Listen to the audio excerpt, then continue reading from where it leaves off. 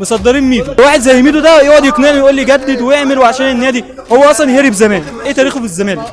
ملوش تاريخ اصلا. هو تاريخه ايه اصلا في الكوره غير جونين في اوروبا ولا كام جون في اوروبا؟ ميدو ده احنا سميناه العالمي، ومحمد صلاح جه هدم الاسطوره دي. انا واحد زي حسن شحاته ده قاعد في البيت ازاي؟ كريم حسن شحاته عمره ما كان زملكاوي. هم دلوقتي عملوا ايه الاداره بتاعتهم؟ مصدرين ميدو. انا اقتنع ازاي؟ انا كواحد لعيب في الزمالك مثلا اقتنع ازاي بواحد زي ميدو ده يقعد يقنعني ويقول لي جدد واعمل وعشان النادي، هو اصلا هرب زمان. ايوه حصل. وهرب زمان، وغير كده هو اصلا مش لعيب ملتزم. هو اصلا طول عمره هو ولا كان لعيب ملتزم ولا اصلا عمل حاجه في الزمالك. ايه تاريخه في الزمالك؟ ملوش تاريخ اصلا. هو تاريخه ايه اصلا في الكوره غير جونين في اوروبا ولا كام جون في اوروبا؟ ميدو ده احنا سميناه العالمي، ومحمد صلاح جه هدم الاسطوره دي. انت الكوادر بتاعتك تختارها غلط. انا واحد زي حسن شحاته ده قاعد في البيت ازاي؟ قول لي. ما ايا كان هو ده كريم حسن شحاته بيهد اللي ابوه بيعمله.